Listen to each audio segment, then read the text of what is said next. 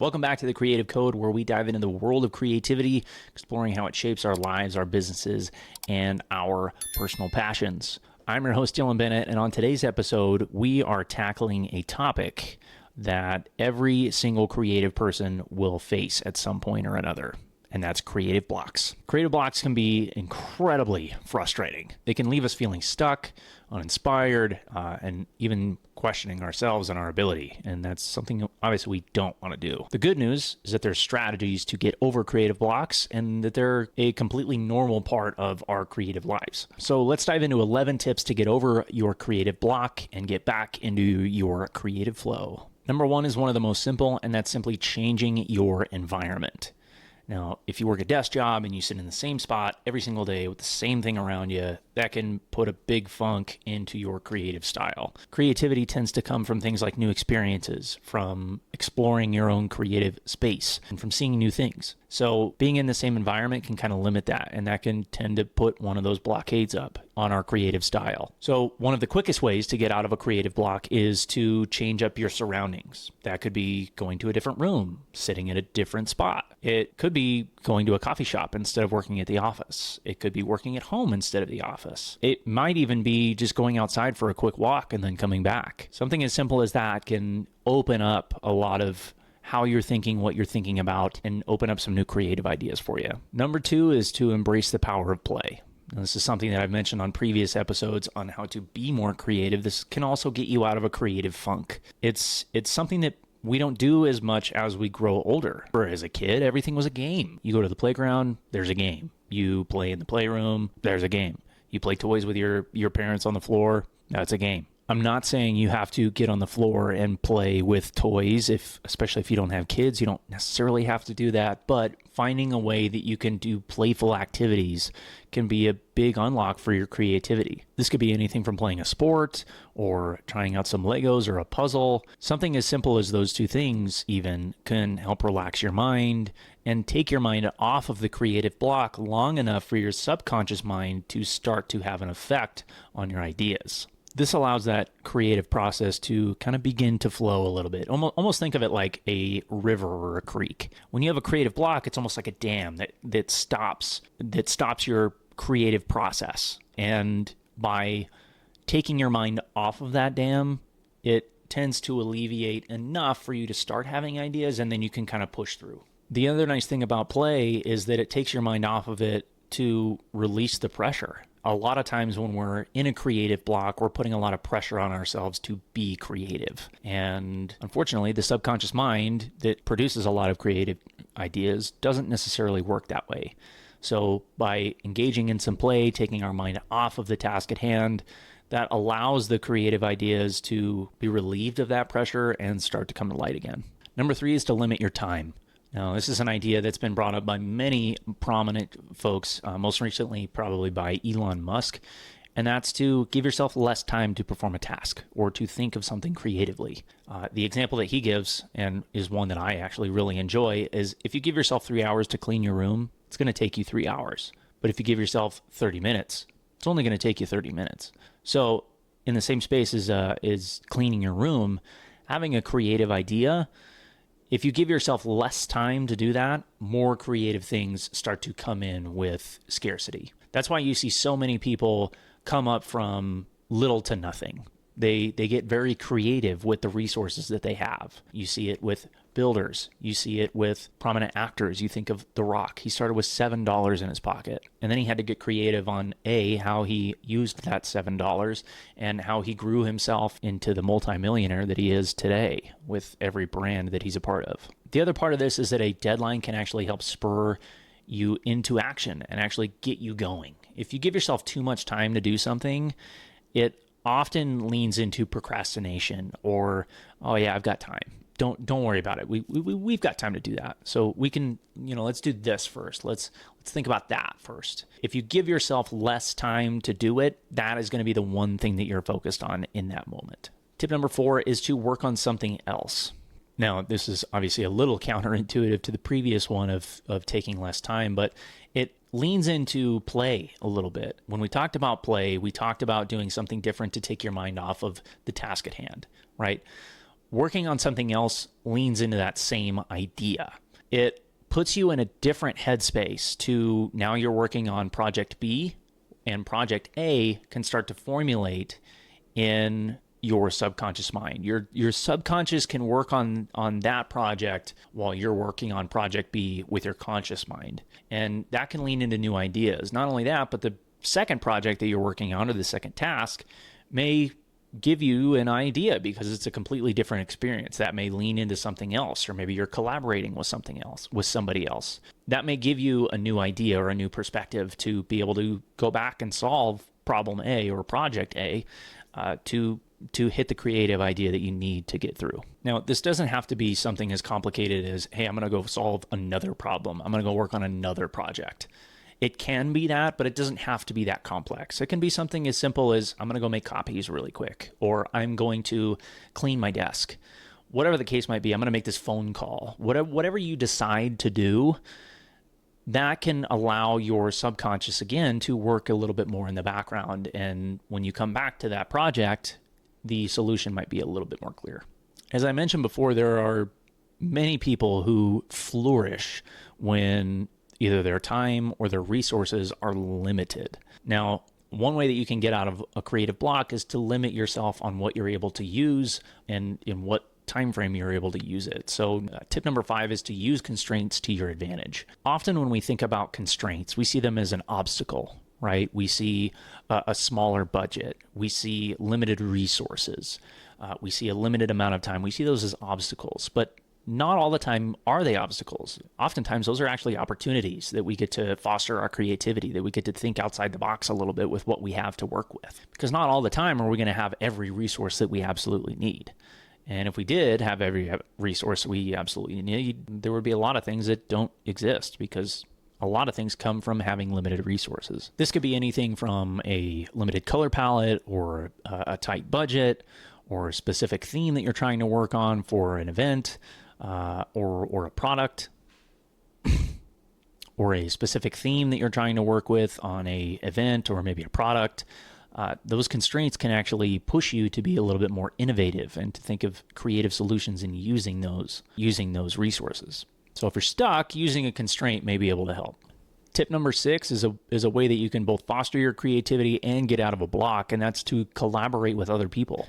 Again, when you communicate with other people, that is a way that you can gain new perspectives, that you can get new ideas, not just from throwing your idea into the other person and having them give you feedback, but just from interacting with other people, listening to their experiences, listening to their issues or their problems. That type of collaboration, that type of connection can help you foster what you're working on as well. Now, obviously, there's the traditional side of collaboration where you go to them with an issue, you go to them with a proposition of, hey, can you help me with this? I'll help you with your project, and we can kind of work together and find creative ideas together. That is obviously perfectly fine as well. A lot of times a creative block comes from us being stuck in our own head. So working with somebody else can help us get out of that space, out of our own head space, into a new one. And obviously that opens up new ideas, new innovations that maybe you haven't considered yet because your ideas in your brain were constrained. Tip number 7 is super simple, and that's to take a break. Sometimes when you've been staring at a computer screen for so long, you've been looking at a project, you've been working on it for so long, your brain hits a point where it just can't function normally. And that's where breaks come in. And I'm personally terrible about taking breaks in my creative space. I tend to get in a zone and then I won't take a forced break because I don't want the flow to end. But it is important to take more monitored breaks to give our head more time to recover between repetitions to where we can go for longer periods of time. Because if you work, let's say 3 hours straight through, at the end of that 3 hours, it's likely that you're going to need that break to even continue. Whereas if you work for an hour, if you work for an hour and a half, and you get to a point where you're like, okay, this is a good pausing point, I'm going to go take a quick walk, come back. I can work pretty easily for probably another hour and a half, 2 hours, take another one, and then I get another couple hours out of that. Whereas if you just go straight through for 3 hours, you're going to need an elongated break, and it's going to be tougher to kind of get back into that flow. So it's important to give your brain a rest, your body a rest, especially if you're somebody like me who you sit in front of a computer all day and work on your creative ideas, whether that's graphic design, social media content, any of that. If you're sitting in the same space all day, giving your body a break and a chance to move is a great idea.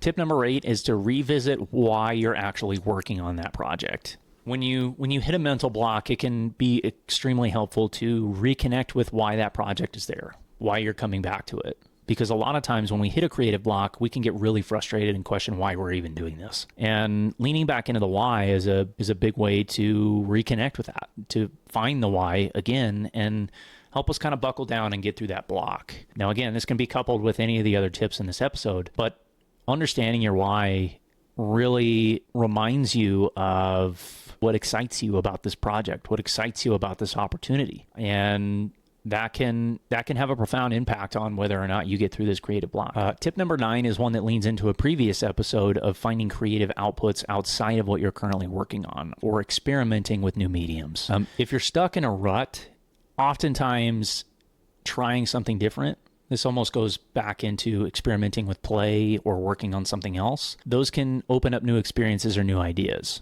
So, for example, if you're a writer and you're in a writing block, which is extremely tough for writers, no matter the medium of writing, whether you're a copywriter or a book writer or an author, having another creative style that you can lean into, like drawing or ceramics or, something as simple as coloring, that can help unlock your mind. Back to a previous point, it helps unlock the subconscious mind to get back to work on the primary project because your conscious mind is focused on what you're doing, whether that be coloring in a coloring book or, drawing on a whiteboard or doing something creative or playing, like I mentioned before. That step out of your usual creative outlet can help you see things from a different angle, from a different perspective, and open up the floodgates and allow you to bring in some fresh ideas. Number 10 is one that I really like doing, one that I've taken either digital or physical, so it's totally up to you. But number 10 is to keep a creative journal. Now, this is something that I just went back to a physical journal because I was getting lost in all the digital time because I spend so much time on my devices, whether that's my phone or my computer,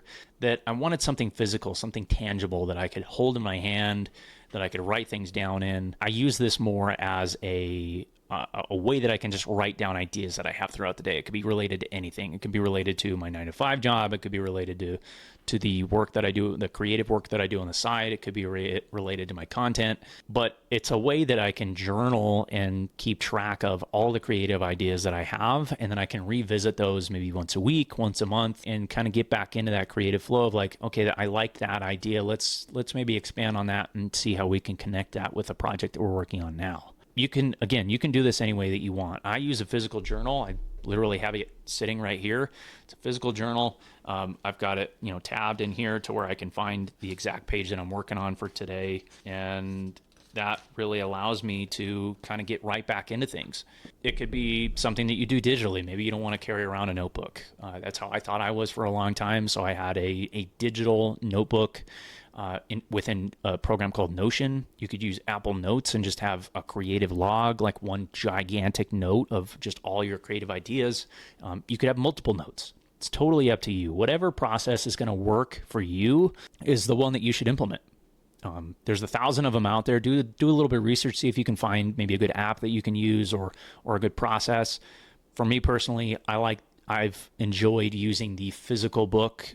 I just started doing the physical book all over again, and I do kind of lean into that a little bit more. I take time at the beginning of my day, usually 5 to 10 minutes, just to kind of brain dump anything that my subconscious had right before bed too. I take ideas that I had throughout the day that maybe I didn't get a chance to jot down, and I actually take some time. My wife thinks I'm crazy, but I take time and I literally just sit in bed. I don't move. I close my eyes. She usually thinks I'm asleep, which is hilarious. But I'll close my eyes and let my brain just go, right? I won't move my body and I'll let my brain go. I'll let it wander. And after 2 or 3 minutes of kind of putting together a bunch of just random ideas, I'll jot them all down and then I'll go to bed. I do also like to finish with a question that my subconscious mind can work on while I'm actually asleep. And there's a ton of science behind that. Andrew Huberman talks about that on his podcast. He actually did an episode on the Diary of a CEO podcast where he talks about this a little bit.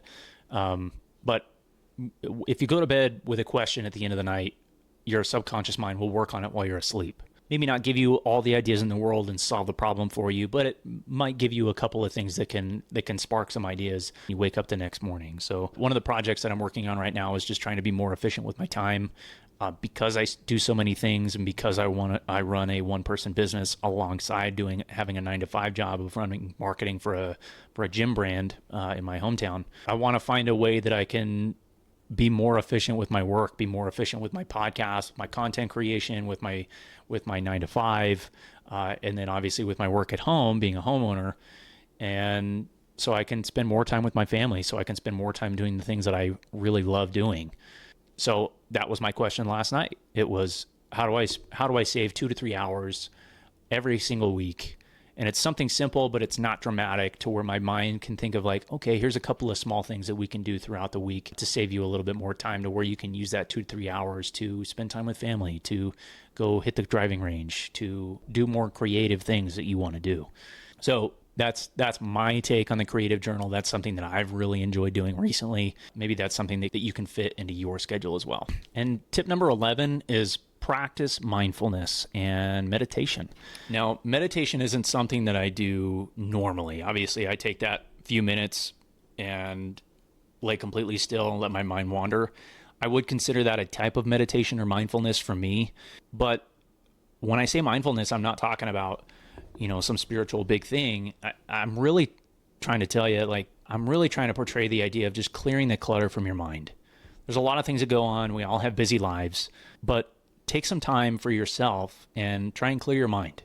That could be something like an idea journal where you can clear some of those ideas out, or just do what's called a brain dump, and literally just anything that comes into your mind for 10 minutes, set a timer. Anything that comes to your mind in that 10 minutes, just dump it, write it out. It doesn't matter what it is. Pickle flavored ice cream is something that I've obviously heard a lot about because I said it in a podcast a few weeks ago, but it could be something completely weird like that and has no relation to you or your life or your business, but it's an idea nonetheless. And it's something that you're clearing out of your mind.